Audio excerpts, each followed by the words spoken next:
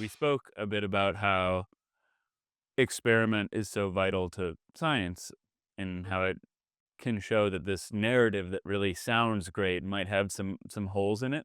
And I was just wondering if there's maybe a simple experiment that Lee has done or that you and Lee have done that demonstrates one of these constraints and has been fruitful for your research.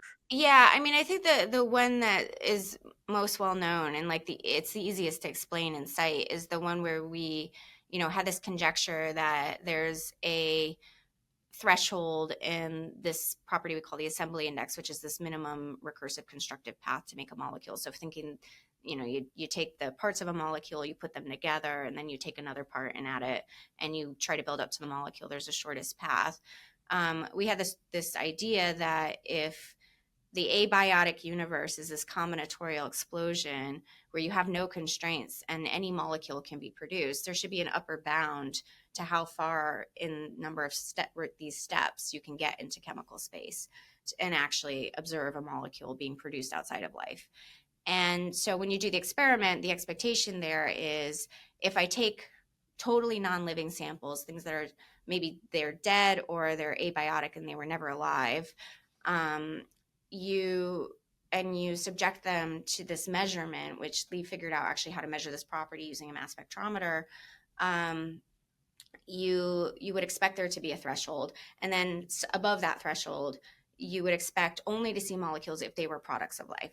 And that was indeed actually what we found with this experiment. It was published in Nature Communications a few years ago, where at about assembly index 15, we see like a really dramatic steep drop off because of this exponentially growing space of combinatorics is our explanation for it, where we don't observe molecules in the abiotic samples above that. And we do observe molecules above that in living things. For example, ATP I mentioned is about 21 for its assembly index, but something like methane is like, 1.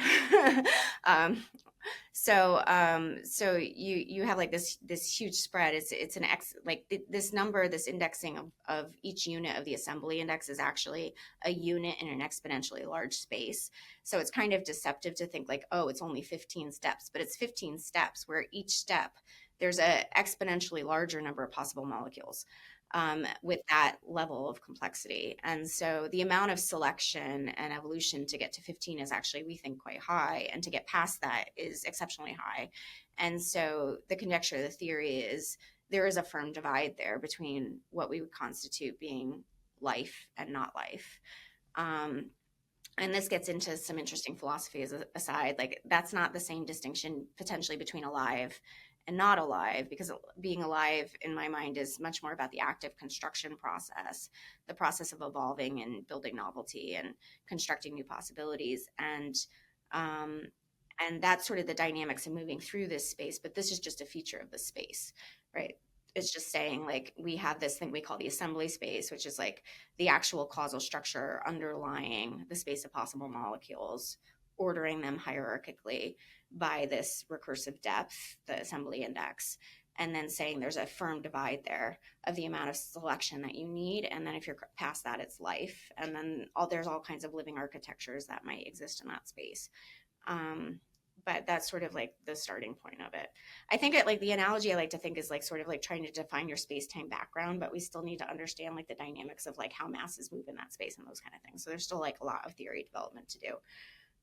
But I think of the assembly space as like the physical space, the combinatorial causal space that life exists in, and life is formally defined in that space, which gives you new philosophical ideas about what life is. But that was the experiment. And the experiment's super cool. Just an aside, because I started reading Inventing Temperature. This is like where you get in the philosophy, right?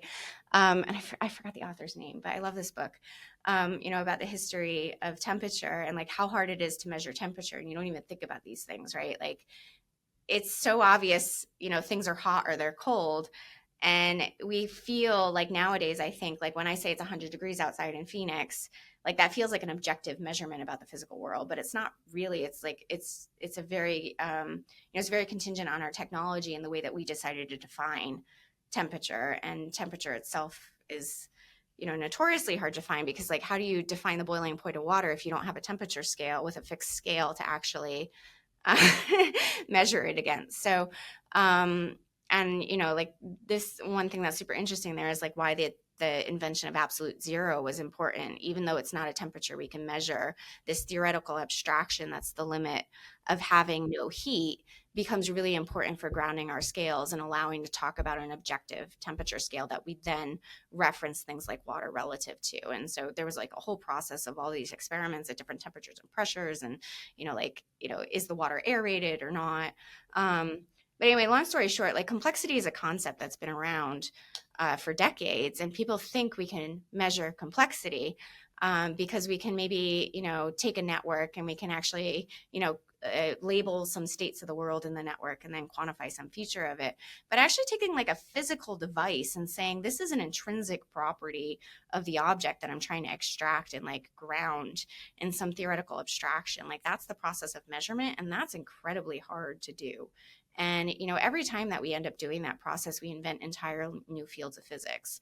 And I think this is what's the most profound thing about what Lee did with his team, and which is really dramatically underappreciated, is they basically invented the metrology of complexity, which is pretty wild. But like, the conjecture is there's an absolute scale, the assembly index. It's a causal scale. It's about the amount of causation that's like physically present in a material, and you can measure it by actually looking at the mass spectrometer and counting the peaks, or actually looking at the vibration modes in the molecules. So they have several different ways. There's a paper that was published in ACS Central Science a year or two ago, looking at NMR, infrared, and mass spec, and actually showing that they could measure this property of molecules. Um, and so I think that is actually the most revolutionary part of assembly theory. Like, the rest of it follows. Like, once you have a measurement, it's like most of the theory you're building is just based on the foundations of like what the measurements of the physical world are telling you, and like how you want to build a philosophy around the measurement. But the measurement itself is actually what the physical test is, and like becomes the way that your theoretical ideas interface with the physical world.